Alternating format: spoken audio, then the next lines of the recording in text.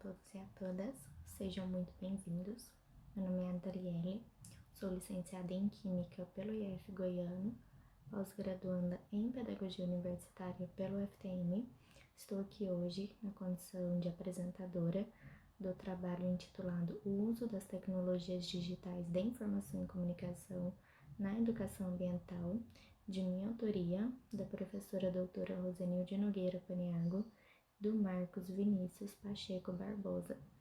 O texto que aqui será apresentado foi submetido e aprovado no Congresso Internacional de Educação e Tecnologias e Encontro de Pesquisadores em Educação à Distância, CIET, em PED.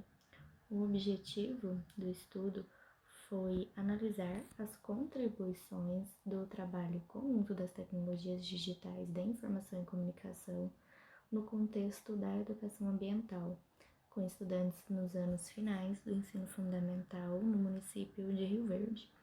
Considera-se importante o desenvolvimento dessa pesquisa, visto a necessidade da inserção dessas tecnologias no processo educativo, visto que tais tecnologias elas já estão inseridas na vida dos jovens, dos estudantes em geral. Então, trago aqui uma citação de Morin, onde ele diz que é impossível educar de costas para um mundo conectado. O estudo se caracteriza como uma pesquisa de abordagem qualitativa, utiliza os pressupostos da pesquisação enquanto estratégia de pesquisa. Como instrumento de coleta de dados, foi utilizado os registros dos pesquisadores realizados em diário de campo. Basicamente, pode-se dividir o percurso metodológico em dois momentos, sendo eles a construção dos jogos na plataforma Construct 3 e a aplicação dos jogos com os estudantes de educação básica do município de Rio Verde.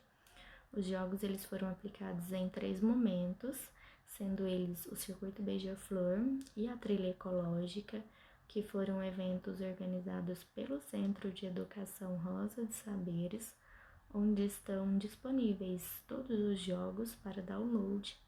Vou deixar o link do site Rosa de Saberes na descrição deste vídeo para que vocês consigam acessar esses jogos. Ademais, o jogo ele foi aplicado numa escola de educação básica de Rio Verde, em parceria com o programa Residência Pedagógica, que é um programa de inserção à docência. Então, os resultados que irei apresentar aqui estão organizados de acordo com estes momentos citados. O primeiro desses momentos foi o Circuito Beija-Flor, a pedagogia da ciência pelo viés da educação ambiental. Neste evento, foi desenvolvido com os estudantes uma atividade com o jogo Coleta Seletiva do Lixo.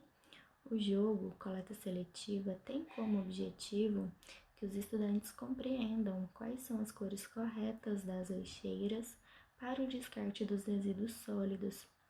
Antes da aplicação do jogo aos estudantes, foram apresentados alguns conceitos teóricos sobre o tema, tais como a importância do descarte correto dos resíduos sólidos e o que cada uma das cores das lixeiras representam.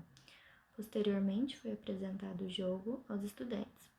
O jogo ele possui 2 fases e os estudantes conseguiram completar a última fase, na qual os resíduos ficavam passando na esteira e os estudantes deviam descartar cada resíduo em sua respectiva lixeira. Na fase fácil, é possível parar esta esteira e pensar. Na fase difícil, isso não é possível, o que exige um conhecimento fixo, um conhecimento bastante aprofundado sobre o tema e o pensamento rápido sobre qual o destino correto para cada resíduo descartado. Durante o jogo, foi possível observar o envolvimento e motivação dos estudantes com o jogo, que evidencia a potencialidade da ludicidade no processo de ensino-aprendizagem. O jogo ele foi bem aceito pelos estudantes, que o consideraram como um material didático efetivo para o processo de ensino-aprendizagem. Agora, em relação à trilha ecológica, que foi um espaço de desenvolvimento de diversas práticas pedagógicas, incluindo a aplicação dos jogos, foram trabalhados 3 jogos, sendo eles o caminhão de lixo, coleta seletiva, novamente, e a história do passarinho. Os jogos eles foram trabalhados com diversos grupos. Durante este momento, 3 escolas participaram das atividades. Então, os estudantes eles foram divididos em pequenos grupos e os grupos iam se revezando entre as atividades. Cada grupo de estudantes permaneceu no espaço dos jogos cerca de 20 minutos, onde eles foram apresentados uma breve contextualização sobre o jogo e, por fim, os estudantes realmente jogavam ali, né? O jogo da história do passarinho foi o que mais despertou o interesse dos estudantes, por ter ali uma plataforma parecida com o jogo do Super Mario, que é bastante popular entre os jovens. Durante os jogos, os pesquisadores perceberam o interesse dos estudantes em concluir cada fase do jogo e avançar as fases, o que caracteriza o caráter desafiador que os jogos possuem. Ademais, percebeu-se nos estudantes o desenvolvimento do trabalho em equipe, visto que os estudantes iam terminando todas as fases, se deslocavam e iam ajudar seus colegas a compreender cada uma das fases e, consequentemente, terminar o jogo. O último momento da aplicação dos jogos aconteceu em parceria com o programa Residência Pedagógica. Aqui foi realmente uma aula. Essa aula ela foi dividida em 2 momentos e apresentada a 2 turmas. Ao total foram 4 aulas de 50 minutos, 2 aulas com cada turma. Na primeira aula foi ministrado conteúdo teórico sobre coleta seletiva, resíduos sólidos, acúmulo de lixo no planeta e etc. Durante a segunda aula, os estudantes puderam jogar o jogo. Por fim, foi solicitada uma memória de aula aos estudantes, onde eles deviam relatar os pontos positivos e os pontos negativos da prática. Com a análise das memórias de aulas, nota-se que grande parte dos estudantes mostrou interesse para com o tema, eles gostaram bastante do tema sobre preservação do ambiente, eles se mostraram bastante engajados durante a aula teórica mesmo. E em relação ao uso dos jogos, eles aprovaram o material didático, caracterizando como um recurso que auxilia e motiva a aprendizagem. Então, com o desenvolvimento, dessas práticas,